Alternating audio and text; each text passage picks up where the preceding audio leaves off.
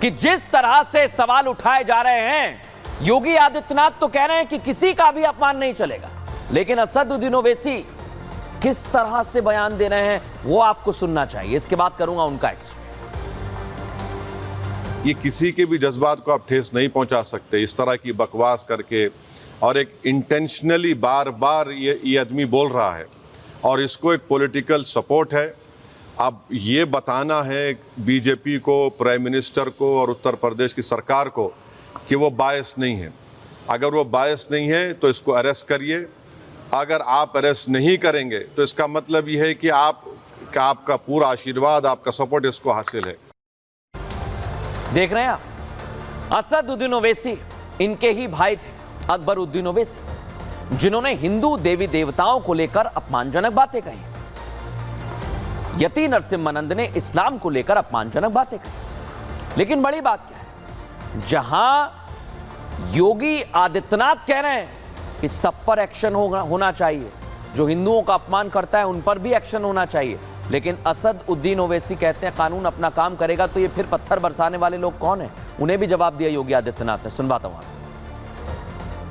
एक सत्ता अपने आप का जन्मसिद्ध अधिकार मान लेता है जब वह हिंदू धर्म के देवी देवताओं के खिलाफ अपमानजनक टिप्पणी करते हैं, हिंदुओं के मान बिंदुओं को अपमानित करते हैं, मूर्तियों को खंडित करते हैं, उसको अपना जन्मसिद्ध अधिकार समझते हैं। हिंदुओं की ओर से तो कोई प्रतिक्रिया नहीं होती। लेकिन अगर किसी अज्ञानी के द्वारा या किसी के द्वारा विद्वेष में कोई शब्द कहे जाते हैं तो उसको लेकर के जमीन आसमान एक करने का कुत्सित प्रयास होता है।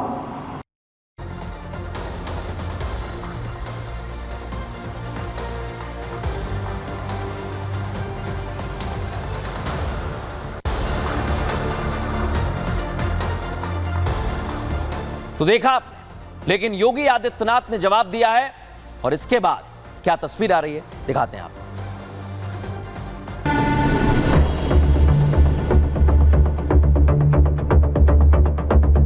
उत्तर प्रदेश के मुखिया योगी आदित्यनाथ सही को सही और गलत को गलत कहने की हिम्मत रखते हैं, और उसका उदाहरण उस वक्त देखने को मिला जब त्योहारों को लेकर सीएम पुलिस अधिकारियों के साथ बैठक कर रहे थे। बैठक में उन्होंने साफ कहा कि किसी भी जाति, मत, संप्रदाय या मजहब से जुड़े हुए इष्ट देवी देवता, महापुरुष, साधु संतों के खिलाफ आपत्तिजनक अपमानजनक टिप्पणी अस्वीकार्य। महापुरुषों के प्रति प्रत्येक नागरिक के मन में कृतज्ञता का भाव होना चाहिए। कोई भी व्यक्ति अगर आस्था के साथ खिलवाड़ करेगा तो उसे कानून के दायरे में लाकर कठोरता पूर्वक सजा दिलाई जाएगी।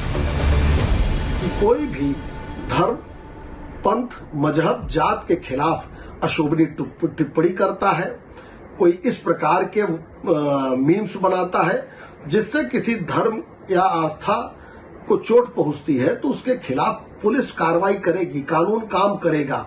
लेकिन इन टिप्पणियों और मीम्स या ऐसे किसी बात के खिलाफ अगर कोई सड़क पर उतरता है, अराजकता करता है या तोड़फोड़ करके प्रदर्शन करता है, तो उसको भी कठोर कार्रवाई का सामना करना पड़ेगा।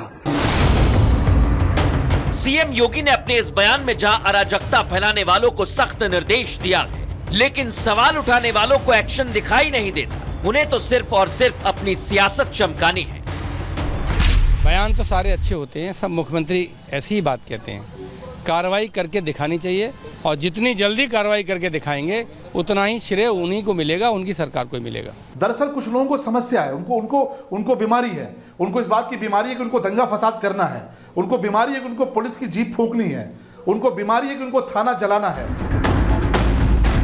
योगी आदित्यनाथ की लाइन एकदम क्लियर है, जाति धर्म के नाम पर कोई भी फर्क नहीं किया जा सकता, और संदेश भी साफ है कि कोई मजहब के नाम पर अराजकता फैलाएगा तो हिसाब भी होगा, क्योंकि ये योगी सरकार की जीरो टॉलरेंस की नीति है। दर्शकों, असदुद्दीन ओवैसी को यति नरसिम्हानंद की कार्रवाई की बात कह रहे हैं। भाईजान को अब मैं मेरठ की तस्वीर दिखाना चाहता हूं कि किस तरह बिना इजाजत के हजारों संख्या में लोग सड़कों पर उतर आए। हाथों में तलवार भी है, नारे मजहबी लगाए जा रहे हैं, परमिशन नहीं है। ये सब करना क्या कानून के खिलाफ नहीं है? अगर ऐसे लोगों पर योगी सरकार एक्शन लेती है तो ओवैसी मुस्लिम कार्ड चलते, विक्टिम प्ले करते, मुसलमानों पर अत्याचार करने का राग अलापते हैं। लेकिन सोचिए आप, यहां बच्चों को ढाल बनाया जा रहा है दर्शक, और इन तस्वीरों पर आप नजर डालिए किस तरह से ये भीड़ सामने आ रही है। लेकिन एक और बड़ी बात मैं आपको बताने वाला हूं, यहां नवरात्र का त्योहार चल रहा है और कुछ पत्थरबाजों को शायद माहौल बिगाड़ने की आदत है। उत्तर प्रदेश के कुशीनगर से तस्वीर आई है जहां दुर्गा प्रतिमा ले जा रहे हिंदुओं पर पथराव किया गया है। उसके बाद तनाव फैल गया दर्शक, आरोप लगाए कि मुस्लिम समुदाय के लोगों ने पथराव किया था, जिसके बाद विवाद बढ़ा। सूचना मिलते ही मौके पर भारी पुलिस बल पहुंचा। बताया यह भी जा रहा है कि डीजे पर भजन बजाने को लेकर यह पूरा विवाद खड़ा हुआ। इसके बाद क्या हुआ है तस्वीर आप देखिए। पुलिस की टीम वहां घटनास्थल पर पहुंच गई, लोगों को समझाया जा रहा है। लेकिन सोचिए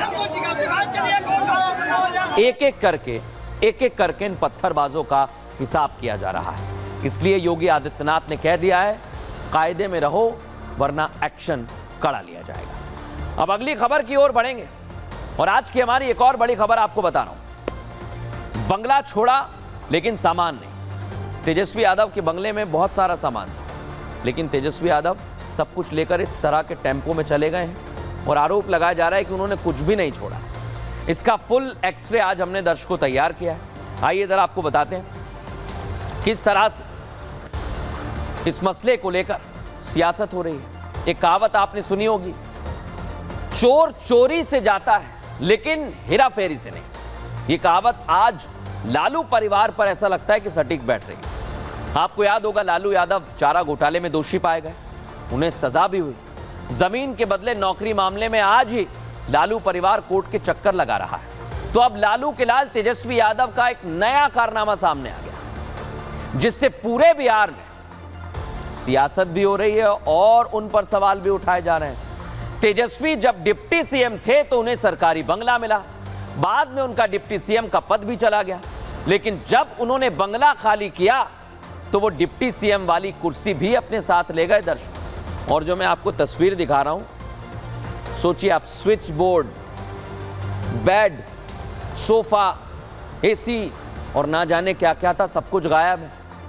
काफी हास्यास्पद भी है दर्शकों कि इतने बड़े नेता और इतनी छोटी सोच कि सब कुछ ले गए। लेकिन सोचिए दर्शकों कि आखिर ऐसा क्यों हुआ, क्या हुआ, वो इस रिपोर्ट में समझा रहे।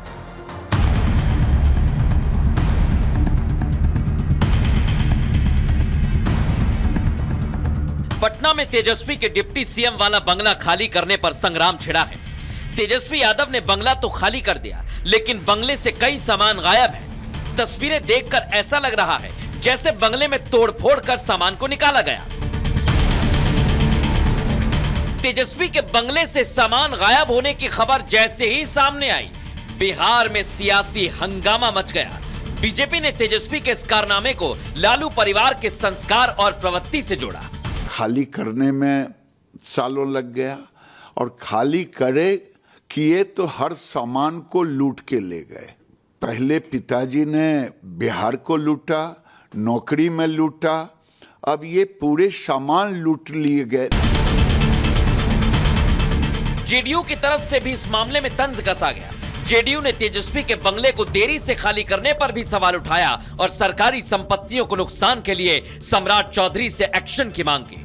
माननीय सम्राट चौधरी जी, इसको गंभीरता से संज्ञान लीजिए और अगर यह सच है तो यह निश्चित रूप से कहा जा सकता है कि राजनीति के गिरते हुए स्तर का ये इससे निकृष्ट उदाहरण कुछ हो ही नहीं सकता। तेजस्वी के बंगले से सामान गायब होने पर आरजेडी की तरफ से सफाई आ गई। आरजेडी ने इस मामले पर बीजेपी और जेडीयू पर घटिया राजनीति का आरोप लगाया। बीजेपी घटिया सियासत कर रही है, अच्छी राजनीति कर रही है। अब कह रही है कि तेजस्वी यादव जी एसी खोलकर चले गए, बेड लेकर चले गए। इसी से पता चलता है ये तेजस्वी यादव जी के फोबिया से ग्रसित हैं। तेजस्वी के बंगले से सामान गायब होने पर जिस तरह सियासत हो रही है, उससे एक बात तो साफ है कि अभी ये विवाद ठंडा होने वाला नहीं है। तेजस्वी की ये गलती आगे भी उनके लिए मुसीबत खड़ी करने वाली है। तो देखा दर्शकों, आज वक्त की कमी है, इसलिए न्यूज का एक्सट्रे में फिलहाल इतना ही। कल फिर हाजिर होंगे रोचक जानकारी और सावधान करने वाली खबरों के साथ। नमस्कार।